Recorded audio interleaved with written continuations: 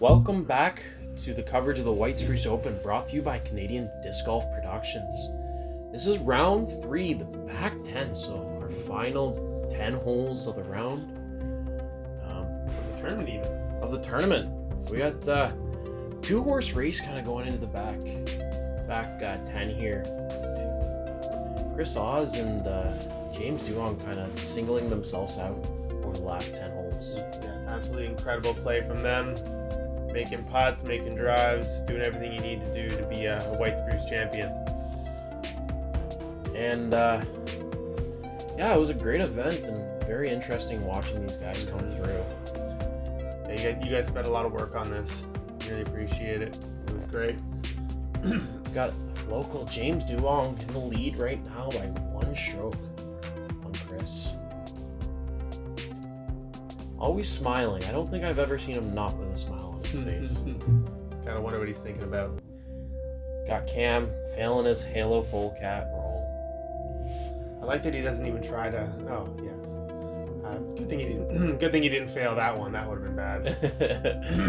Moving on to hole 11. This is a 335-foot par 3.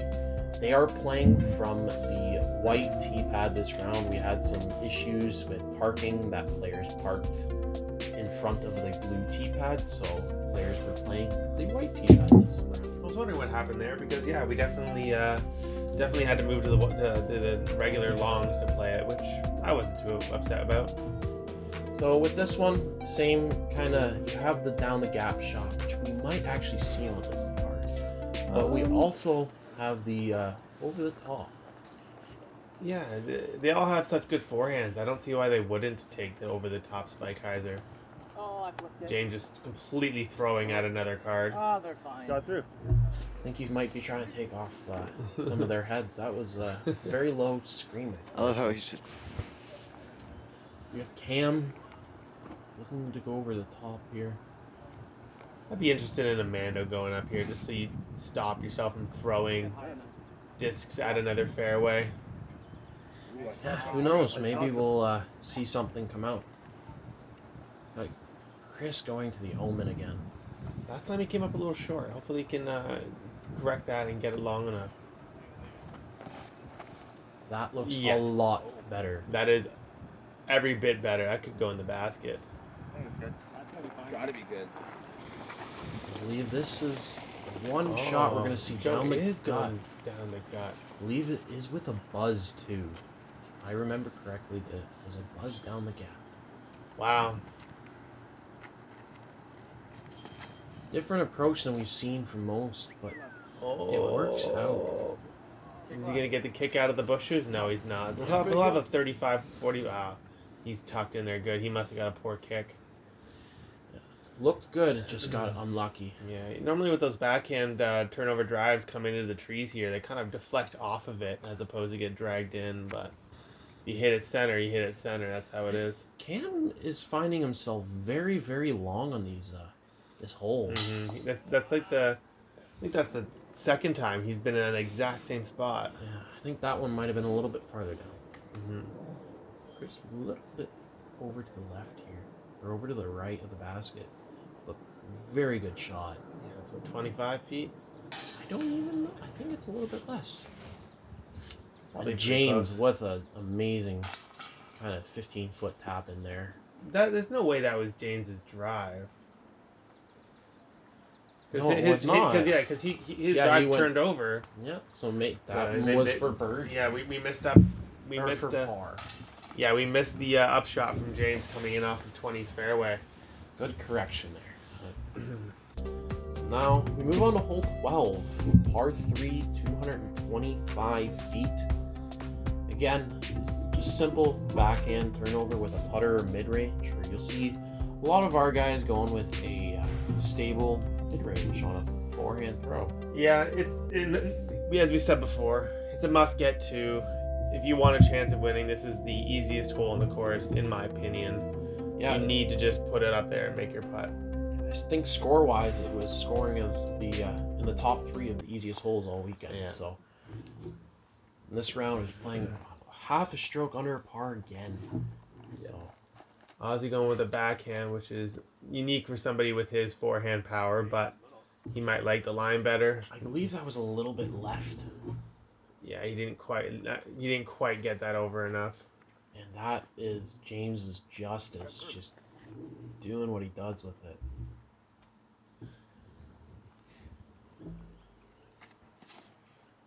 That's better. Got Cam.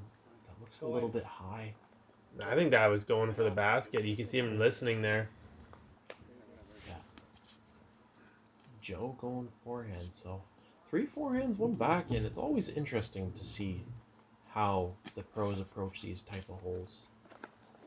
That looked a little bit left, but He's gonna work out. is still putt. Yeah, as you said earlier, Oz leaving it a little bit left. Yeah, it looked like he was trying to force it over. It never took and kind of faded out for him. So Scary putt now because any basket hit, band hit, and you're rolling back down the hill for another 30-foot putt. and there it picks goes. up and rolls. Will it stop though? It gives him a 25 That's footer. not bad. That's not bad. It could have been much worse. Well, our card must have played this great. Got Chris going again from only 25 feet. Mm-hmm. He just nails it. Yeah, makes a correction, puts it right in the center of the chains after. Looks like there is a little bit of favoritism to one of his knees there too. Yeah. Being an athletic, adventurous dude, I'm sure he did something. Joe tapping in his birdie. What a shot. Cam as well. Oh, yeah. You can see the pain on his face. The tap-ins for the 2. This is what you want to see on this hole, and there shouldn't be much effort. So great result for our card. Again, 3 birdies and 1 par. Great hole for the guys, and one that you feel like you gotta get. So I feel like Chris is a little bit frustrated, but move on to the next one. Got next up we got hole 13. It's a par 4. Playing as a par 4. It's 345 feet. Off the tee, you kind of have 2 options. You have this just kind of shorter gap that the drone's coming up to right now, and then past this dead brush, this down tree a little bit, you have another gap if you wanted to go long. I feel like we'll see a lot of players kind of going for the early gap here. The early gap is a safer gap, but it makes the upshot a lot harder. If you can push it into the long gap, the upshot is almost automatic. It's wide open all the way to the basket, but it's harder to get to that landing zone. So it all depends on where you want to take your risk. Mm-hmm. I believe this, we're going to see James with his justice. Mm-hmm. He pulls it left, but it gets a kick. He might just be a little bit short of the early gap, but he might have a way out of it. Yeah, he got lucky to get out of that bush as well as he did. This, I believe, is a tactic from... That? Oh, no. Cam keeps putting himself in that in-between area where it's just giving him... I think he's been getting it every round, but he's been having to pull stuff out of places. I believe this looks like a Pathfinder, but pulled very early. Was that It looked like a thought space stamp. So this, I believe, is going to be his for sure, a Pathfinder from Chris here. Yeah, he loves that Pathfinder for gentle turnovers. It looks like it gets a bad kick left. Yeah, Joe is so early. He's going to have some trouble getting... He's just getting out to the landing zone just so he can get up and get it down for his par. But I think he actually puts out a little bit long. And puts himself kind of in the no man's land between the 2. This is where James was round 1 when he pulled that flex backhand. He just had an hour to go forehand instead. And I like this play a little bit better, but he did have to get a little bit lucky there. Yeah, Chris goes a little bit long. He's actually, if he didn't have stuff in his backswing, he's actually in the perfect position for the long throw. Yeah. Just can't get his footing. Looks a little bit frustrated there. Yeah, I can see that being I can see that being annoying because he had a pretty decent line. He just needed to get some actual ability to throw. Our lead cards not really playing this hole to to perfection. They're kind of going off all over the place here. But looks like Cam kind of found the best out of all 3 rounds. This is, I believe, probably his best drive. Even though Yeah, he's got the birdie on the other rounds, gives himself a nice up and down. Chris looking for the lean, try to throw it in. that Comes would have been close, awesome. but just a little bit off to the left. James for his birdie 3. James looking to grab an extra stroke on Chris here. Be a big swing. Just misses it. Never too upset about anything. James out there almost making big putts. Joe Joe with his 4. casual, very very casual it looked. Yeah, not on arguably one of the easiest holes on the course. Yeah, after that And we are getting only 1-3 on our card from Cam. from Cam. The one thing with I find James and Joe there got very lucky, going off early, and getting a kick so they didn't go into that bush because that bush is very very thick. But it's good that they ended up on the middle of the fairways. Hole 14. We're playing here kind of we're going all the way back into the tight gap. This one here, it's tough. You have to kind of choose if you want to hit the line with the power or just get out of the trees. I think a lot of people just play get out of the trees and then try and make a putt because to get all the way up there, you have to throw so hard just to get it through the trees and all the way up. On our feature card in the day 1, we actually seen all 4 players go for this bush just in front of the basket, kind of go for the back door line at the basket. So it can be interesting if we kind of see that same strategy.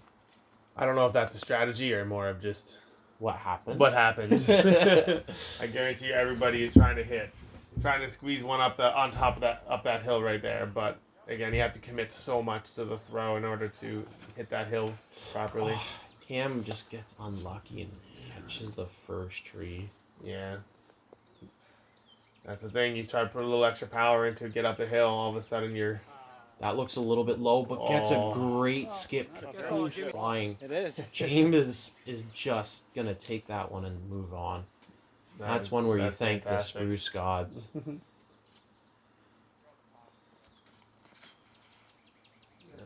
That's that left side gap here. We might have that putt looking up it. Oz is definitely going Pathfinder here. Oh, maybe not. I believe that might be his glow Pathfinder, though. I don't know. It looked like a sharp rim. It's tough to see from this angle, but... That's his glow Pathfinder. You are definitely right. and that looks pured. It looks like it gets a steady roll, but still very, very close. That happens quite often when you hit up that hillside. It always kicks you right, and then sometimes you also get a roll. That looks good, but I think that might be too long. I don't know about long maybe, but even right, it looked like it could have been some trouble. Well, very much so, especially if he gets a bad roll off the hill. James just misses the birdie putt. After bouncing one off the ground, gets up to a 45-footer. Looks like Joe kind of punched through the leaves a little bit, but can't convert on the birdie putt. Common putting spot. Cam actually got quite not lucky, but fortunate to get to where he is after that throw. Just a little high. Chris stepping up. Looks probably like a 25-footer here. Yeah, that's a great drive from all the way back in that blue tee pad. It's actually impressive that he goes long. You rarely ever see it, and he nails it. Takes a stroke back on James, closing the gap to 1. Very, very close now. Joe's looking to actually grab a stroke here on Cam to close up that gap for third place here. Oh yeah. So we're gonna. Looks like on this card we're actually gonna have two battles for first and then third place as well, unless Cam or Joe can go on an absolute run through these last few holes. But starting to kind of look out of the picture for those two for the win. We move on now to hole 15. Hole 15 is a 300-foot par 3, where we're probably going to see four forehand throws from our card. Maybe even that gator comes back out that Chris likes to overpower. I just think with Oz's knee bothering him, I don't know if he's going to try the forehand or not. Maybe go gator, or I'm thinking even practice on a slight hand, or even that Pathfinder, which he's been throwing. That'd be a great option.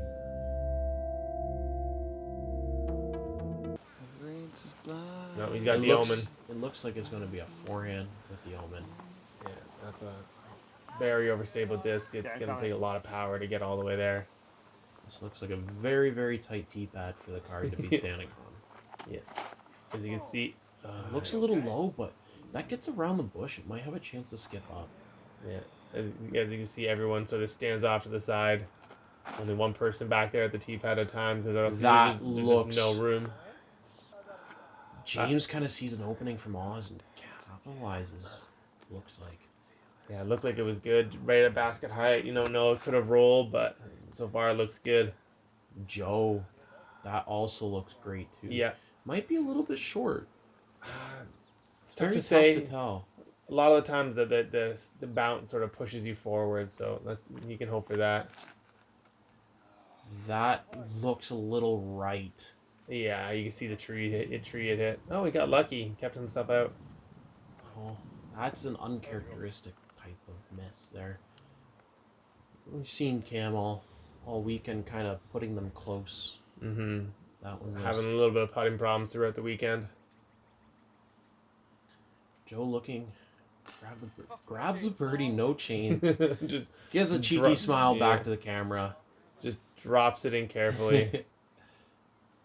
James and Chris is actually very good tee shot, putting himself very close. Must have skipped up the hill. So with that putt, James actually maintains his lead by one stroke, but that was a great result from our entire card. 3 birdies and a par on this hole.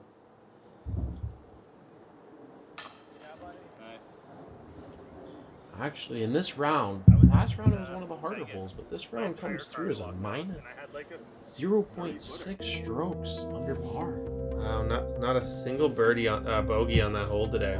The card's figuring out the course. So we move on to hole 16, a 266-foot par 3. By this time, players kind of know what they're doing. You got a flick, a forehand option, and a backhand option.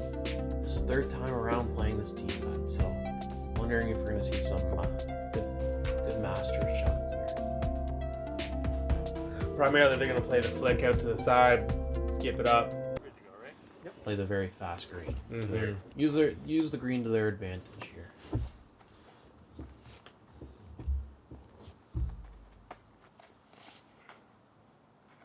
It looks good if we can get off that tree, but that's gonna skip like crazy.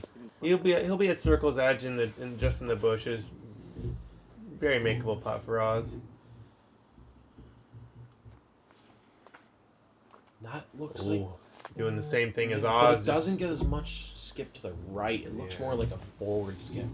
Yeah, but it definitely seems like they're probably on top of each other in the bush there. Yeah, and it's quite interesting. Joe seems to be going to the backhand a little bit more than the rest of the card. When we seen him pull out an amazing forehand at times as well. So. Yeah, I think Joe has that kind of anti-flex kind of forehand. So anything that you need, like no other, he can do it the best. So maybe he's having trouble getting like a hyzer power forehand down. I'm not sure. Didn't talk to him about it. That's a great attempt from where he was. James finds himself probably 35 in the basket. And a lot of That's deep in the bush. Deep in the bush there, but see if he. What a putt! He does. He's got his eyes on the title and not letting Chris get any strokes. And if Oz, here's Cam coming in from 25, maybe 30 feet. So that means Oz is inside of him. What a great putt from Cam there too.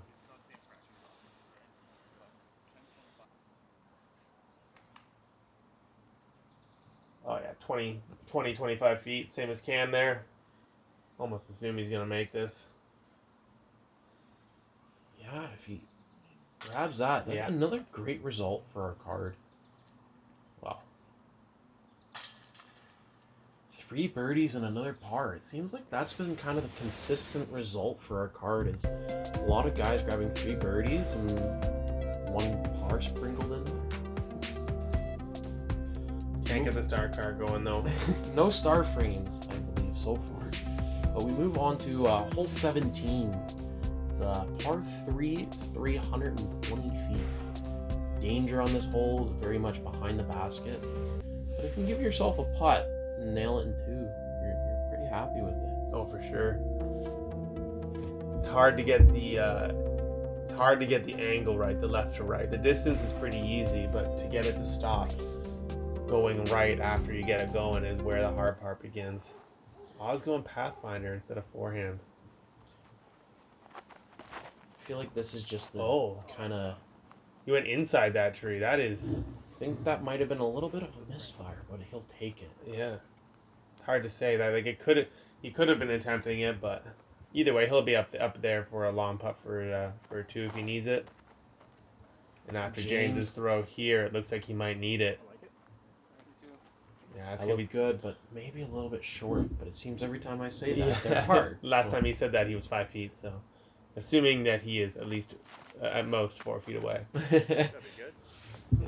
Cam, another great throw as well. Cam looking down at his feet. I don't know if he's got new kicks on or something, but again, the challenge with the no real tee pads. It can be very difficult. Joe calling for it to get up. I don't know if it listened or not, but. What do you do from here? Down 2 strokes. Do you lay it up? With 3 holes to go.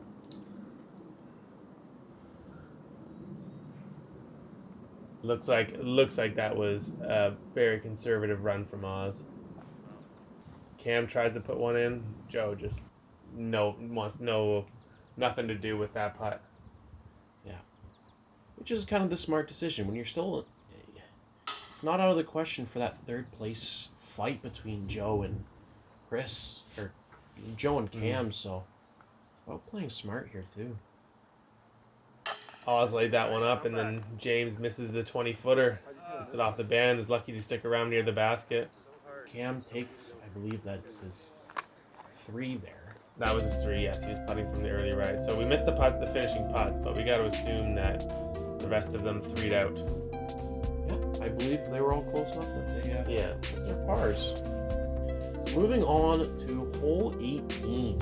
It's a 266-foot par 3, giving people challenges all weekend. Yes. Very, very tight gap off the tee, and if you can get through it, then you're happy. As I said, hitting the gap is one thing.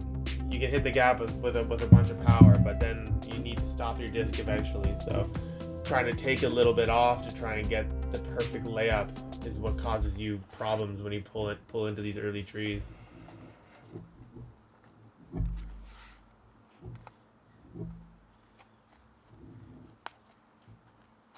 So Chris here is going with his Paraxis. I believe he pulls that right again. He's still watching it. I'm assuming that it kept going and it just never fully came back into view.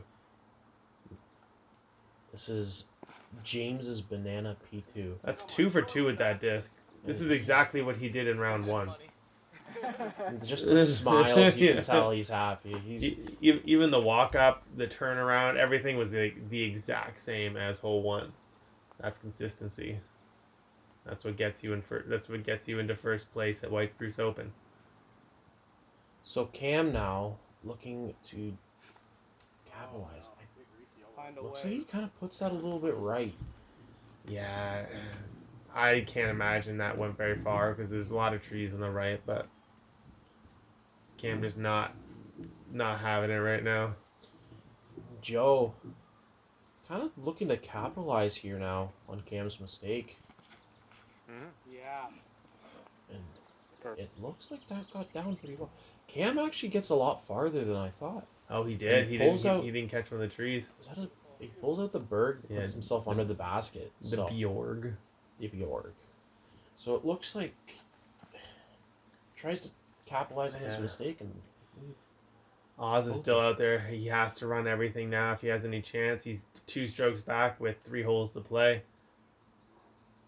If James hits this puts him in a very good position. And Oh, he nails he it. does. Gives him a 3-stroke lead going in To the second last to hole. the second last hole. It's not a guarantee. You get to hole 20 and you can lose 3 strokes in 1 hole. And I believe that's actually Joe's birdie as well. Yeah. So Joe gets a stroke on Cam and James takes another one on Chris. So we actually have some interesting battles going on here going into the second last hole.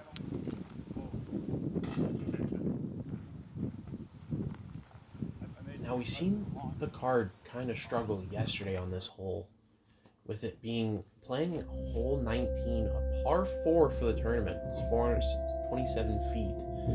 There was a lot of birdies yesterday, but only 1 eagle. Do you think that an eagle is necessary for Chris to get back into this? I think that's what you need to look at right now. You need 3 strokes, so you got to assume the worst James is going to do here is a 3. So you have to push. You have to try and even if you leave yourself short, you're running that downhill putt for your eagle. With at least, I believe James is going to be the first on the box. So Chris kind of gets the option to kind of see what James does and see if he has to go full attack mode. But how James been playing, I don't know if he can risk anything. I think it's full on attack the entire way. But we move into the basket, sitting on a hill here. Just gotta try to get in, put yourself inside circle, try to get a putt, get the eagle. It's a nice result. Yeah. As you can see, we have a nice helping right to left wind here today, unlike yesterday where we had the straight headwind. So this should make just a pure overstable hyzer out to the right. The play. That looks good. Looks good. From James, he might have just put himself in a situation to secure, put a pretty tight hold on this tournament early. Yeah, that I don't see him getting any worse than a 3 there. He might be 40 short. Good Joe. That looks great as well. Yeah, he really powered that out there, got it up high enough to let the wind and the hill take it down to the basket. So now even if you're Cam, you have to be a little bit worried that Joe's on your heels too. It's true. Is Oz thinking about going through the gut? No, he's going hyzer all day. Looked like he was eyeing up that gap on the left. I believe with the open golf course that's to the right here, it allows the breeze that's coming over to be pretty heavy. And Chris goes full power. So high, but that looks good as well. He may have actually gone too far left because that was coming down in line with the basket. Yeah, and it looks like Cam's pulling out his Wraith. That's so inside. That looks very much inside. He might have a long putt. Yeah, he's very much left there. That's what we got. So Cam's are farthest out. That's surprising because I really thought he'd be much farther left than this. Maybe he just got smacked down. Hooked a tree 35, 40 footer. Probably maybe even a bit farther. I think a little bit farther. And that's what he's been looking for all weekend. And it comes a little too late. Puts the pressure on Joe though. Now Joe's got to make his putt for his eagle. James has this little tree directly in the way of the basket and decides. What a shot from Chris too. And we haven't seen Joe. So is Joe even closer with this tee shot? He must be if that's where Oz is putting from. Chris sees the door opening and capitalizes, putting himself 2 strokes. So now it all comes down to if James can hit this. Put Joe, him- Joe is still even closer than James. That is an incredible throw. I don't even see a disc nearer to the basket. Good putt from James under that pressure. Oh, Got some burrs. looks like that's probably 8 or 10 feet for the Oh, basket wow. for eagle. That's That is absolutely an incredible. crazy throw. This hole played very, very easy today. Playing 1.3 strokes under par. Yeah. Very much a par 3. Very much a par 3. The par 4 was maybe an oversight, but I'm okay with an eagle, so let's stick with it. Yeah. It's one of those, There- again, strokes doesn't matter. It's all about her. There were 6 eagles on that hole today. Wow. Maybe it's moved to a par 3 for next year. I would think so. So, moving into our final hole of the tournament, we got a 518-foot par 4. Very, very difficult tee shot. If you can push yourself up towards the short tee pad or these trees here, you're happy with that. But we got a competitive battle going to this last hole. We got Absolutely. 2 guys. We got Cam and Joe tied right now at 9 under for 3rd place. And then Chris is trailing James by 2 strokes for 1st.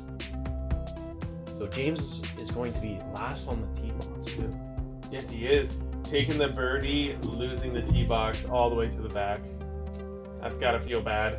That's a very, very impressive result on hole 19. 3 eagles and 1 birdie on a hole is pretty impressive. So we gotta look at how the strategic plays of this now.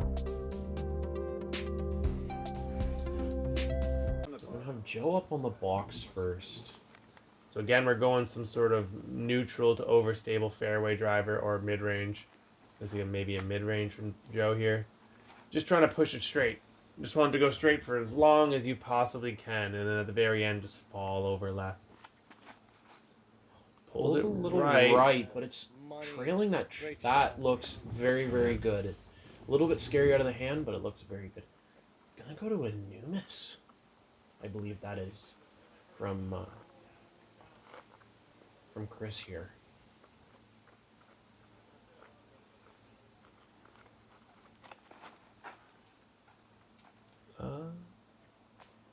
I'm thinking maybe that was a Vodum. It might be a vote. It's very tough. Yeah. With the all the stamps from TSA are so great. Oh yeah, they're all so unique. But his throw looked good. That's fine. Oh, I wonder where it hit the tree, but where did it go? That's the tough part with seeing these guys tee off. Is kind of curious where it lands. Yeah. Very, very tough, especially from this. Oh no. Oh, this does not look good. Drop down inside. With 2-stroke lead, and he Oh, he kind of got- gets a bad kick. He could be so much worse. He's lucky to have even a look at the fairway. All he needs to do is just get up and down for his 4, and unless Oz twos it, And Oz finds himself in a particular place too. It's I think Oz kind of got a bad kick, and if he can put this under the basket, which I don't think he did, I think he's short, then it puts the pressure on James. James throwing 3 here. So here's the thing: is all he needs is He needs to put it. he needs to put it in play. Because all he needs is the 5. Because I don't think Oz is going to get the 3. And I think he knows Yes, he knows that. He knows exactly what's going on there. He can lay up, assuming Oz doesn't throw this in. He can lay up and take the win. it. Yeah, but we also have this. Cam's off to the left. If he can get up and down, puts the pressure on Joe to kind of convert to take that, to put a tie for 3rd place in the event. But Cam throws a great shot. Oh, and he Just catches catches the the trees. Maybe he rolled far enough away to have a putt. So, but Joe, I don't feel like he's got a gap, but it's a very tough throw still. Kind of an Yeah. awkward. He's going to try and pull it inside and have it droop around the trees. It's very interesting. Can he do it? Interesting. Looks good. If it gets that skip, that's good. he's got, I don't know if he's got an easy putt, but he's got something. Yeah, it's not a tap in, but he's got to look at the basket for the 3 and the outright third place. So now I got Chris. He's got to go for this. And it just misses. So now James is just able to lay that up. And I don't see why he would do anything else.